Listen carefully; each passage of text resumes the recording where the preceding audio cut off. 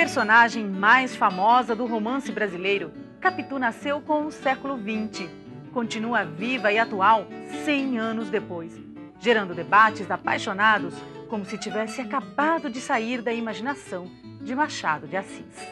Não quero mais que vá a bailes com os braços de fora.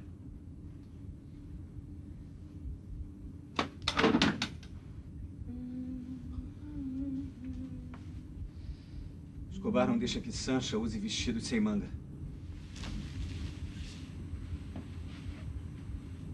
Escobar não deixa, porque Sancha não tem os braços bem feitos.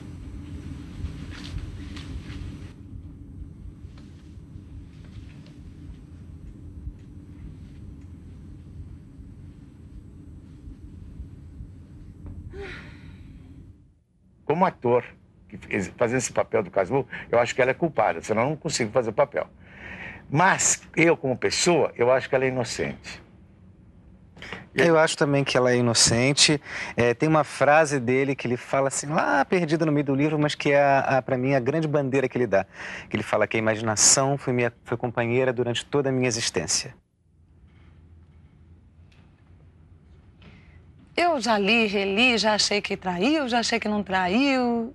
E o melhor de tudo é exatamente essa possibilidade, né? A gente sempre achar tudo. Pode ser tudo. E se traiu, traiu por quê? Se não traiu, se desejou só, ou se só foi desejada pelo amigo do marido, porque os ciúmes podem nascer de qualquer coisa, até de um simples olhar mesmo. Capitu é também a mulher revoltada contra digamos assim, o machismo do mundo. O mundo em si é machista. A Capitu, realmente, ela marca uma presença extraordinária no imaginário brasileiro. Ela ocupa o território do desejo dos homens, né, a Capitu. Tanto é verdade que até hoje pergunta-se, né, com imensa frequência, se traiu ou não traiu, como se a traição fosse extremamente original. Os olhos da Capitu, a gente permanece com uma coisa indecifrável, que pode ser tanto inocente quanto pode ser culpada. Foi o gênio da sua pena quem eternizou esses olhos. O que importa em Capitu não é uma resposta a essa pergunta. O que importa é a dúvida. É a dúvida com relação a Capitu, é a dúvida com relação à literatura, é a dúvida com relação ao país. Quer dizer que Machado, ele acentua a dúvida.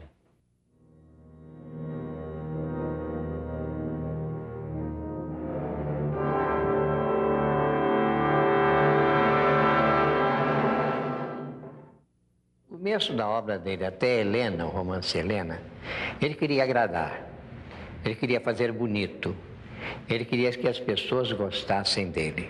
De repente, ninguém sabe o que houve. Antes de 1889, depois de Helena, ele publica Memórias Póstumas de Brás Cubas e vê-se que ele não queria mais agradar ninguém. Queria escrever o que ele quisesse. Gustavo Corsão define assim, que com esse romance ele soltou os seus demônios. Todos nós temos demônios interiores que nos levam a fazer isso ou aquilo. Ele deixou de ser bonzinho e resolveu ser Machado de Assis. Aos 41 anos, Machado de Assis adoece gravemente. Saindo pela primeira vez do Rio, passa uma temporada de 3 meses em Nova Friburgo. De lá, volta com Memórias Póstumas de Brás Cubas. Com este livro, ele inventa um novo romance brasileiro.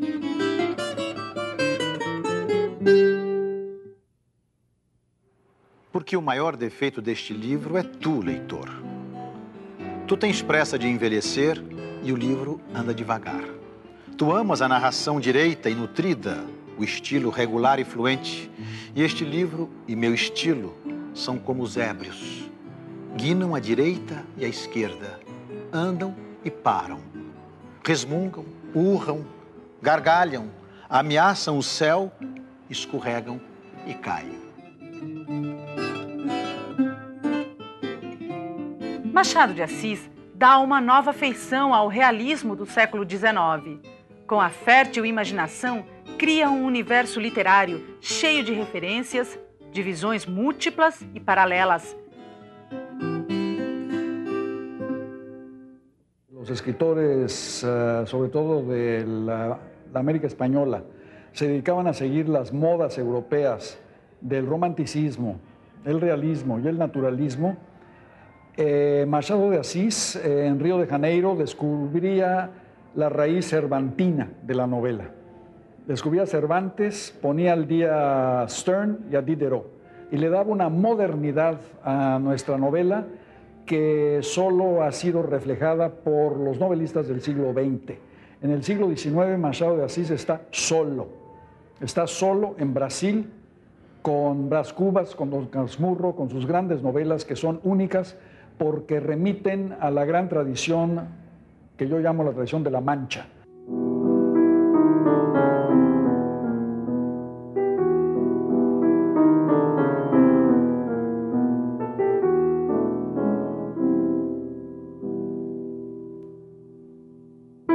Um agudo pessimismo aparece nos livros de Machado de Assis a partir de Memórias Póstumas. Na boca de Brás Cubas, o personagem central do livro que revelou sua genialidade, ele coloca as palavras mais amargas que seu espírito pôde conceber. Não tive filhos. Não transmiti a nenhuma criatura o legado da nossa miséria. Ele consegue fazer um romance que é ao mesmo tempo uma narrativa, que é ao mesmo tempo uma reflexão filosófica, né? Então ali nós temos pitadas de Schopenhauer, de vários outros filósofos, né? Sobre os quais ele está pensando, a tradição cética, está certo? Mas o que isso significa? Significa que Machado ele está fazendo um novo romance, um romance no qual a parte propriamente narrativa ela diminui e cede espaço à reflexão. Uma leitura muito cedo toca fundo no espírito de Machado de Assis. É o Eclesiastes, um dos livros fundamentais do Velho Testamento. Mesmo não sendo cristão, Machado de Assis foi leitor do Eclesiastes até o fim da vida. Tudo é fugaz neste mundo. Se eu não tivesse os olhos adoentados, dava-me a compor outro Eclesiastes, a moderna, posto nada a ver moderno depois daquele livro. Já dizia ele que nada era novo debaixo do sol, e se não o era então, não o foi e não será nunca mais. Tudo é assim contraditório e vago também. Eu reli aquela página dele sobre o velho sineiro da Igreja da Glória. É uma coisa tão comovente que aquele homem que era, na verdade, um homem que só pensava nas suas ideias, tinha da religião e da crença uma ideia privativa que não o colocava no plano dos crentes, daquelas pessoas que acreditavam, ele soube emocionar-se com as coisas que aconteciam no plano da igreja. Quem é este que escreveu a verdade alva e celeste com as palavras vãs que lhe mistura? Cinge aos teus lombos, homem, e se houveste clara razão, responde-me na altura. Quem fez o sol? Quem pôs a terra dura? Quem as estrelas de que o céu se veste? Quem as nuvens soprou no azul espaço? Quem o mar limitou no abismo enorme? Quem a terra lançou a andar a passo? Onde eras tu, quando era tudo informe? Que sabes tu do misterioso laço que une o que vive ao que perpétuo dorme? Leitor voraz, Machado de Assis conheceu a vasta tradição literária que se espalha da antiguidade mais remota até o seu próprio tempo. É infindável a lista de autores que ele cita, sem jamais abrir mão da feição e estilo próprios. Ele tem sempre uma referência fora daquilo que ele está contando. Mas mesmo assim, ele foi brasileiro. Com toda essa cultura internacional que ele teve, ele não só usou a língua portuguesa do Brasil muito bem, mas as realidades também eram brasileiras. Era a política brasileira, era a comida brasileira, era a mulher brasileira. Tudo que havia de Brasil, você encontra lá, não era regional. porque ele viveu a vida toda no Rio de Janeiro. A única cidade que ele foi para fora do Rio, fora aqui perto, foi Nova Friburgo. Ele ficou doente e foi para lá, gostou muito de Nova Friburgo. Então imagina que Bilac saía daqui e ia para Paris, ia a Lisboa. Joaquim Nabuco foi um grande personagem do mundo inteiro, morou em Londres, morou em Washington, percorria toda a Europa. Machado não saiu. Nesta mesa, nesta cadeira, na sua casa do Cosme Velho, escrevendo, lendo e conversando a sós com Carolina.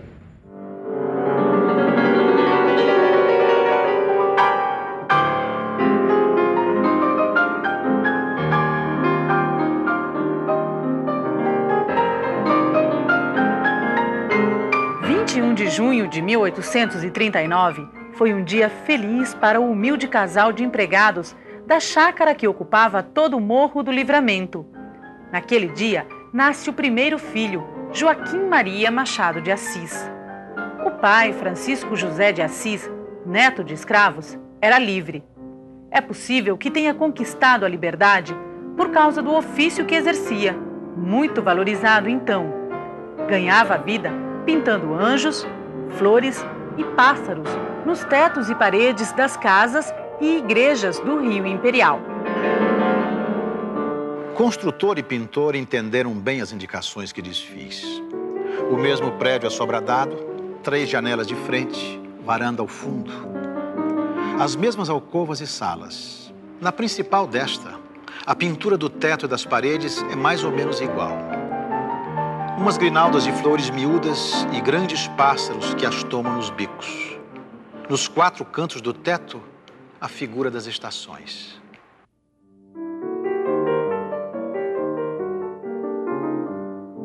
A mãe chegou ao Rio de Janeiro com 3 anos.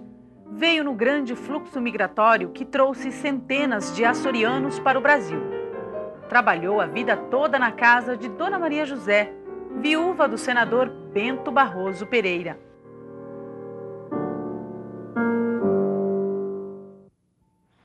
Eu dava tudo para tê-la ao pé de mim, na nossa casinha, na Cidade Nova.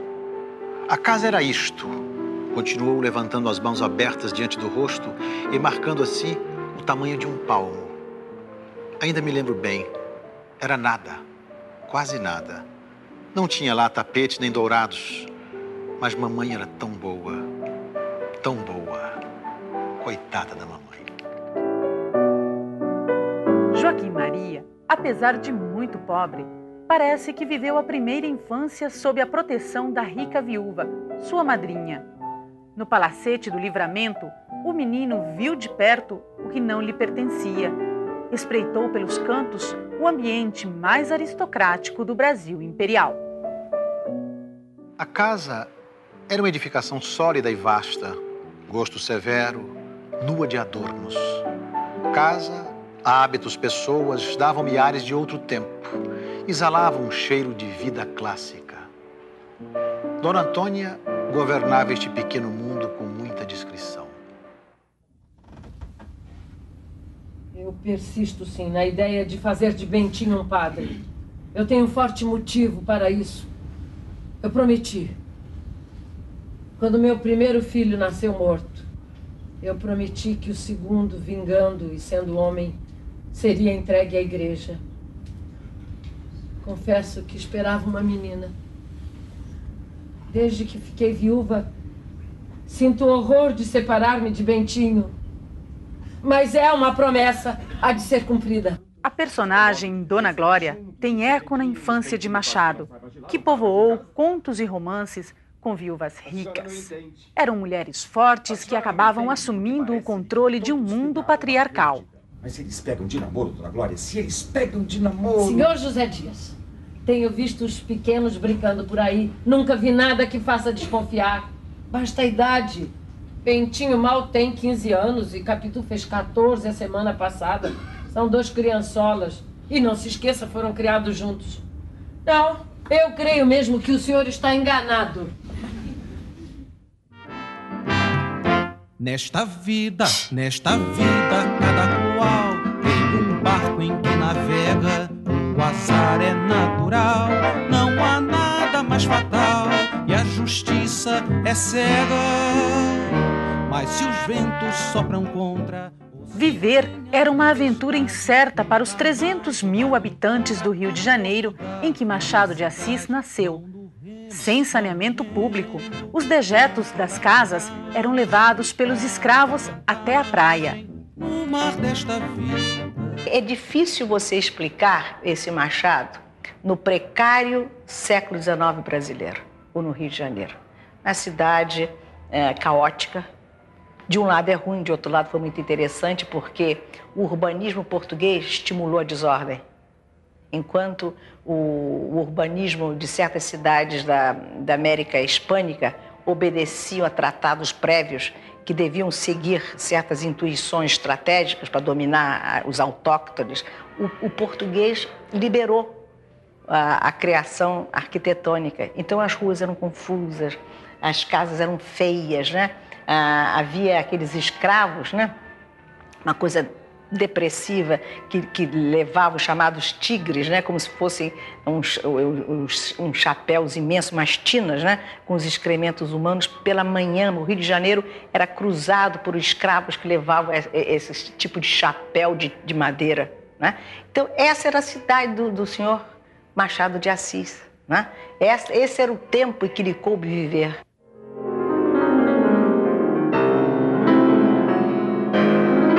Ao redor de si, testemunhava surtos de febre amarela, varíola, cólera, tuberculose e sarampo.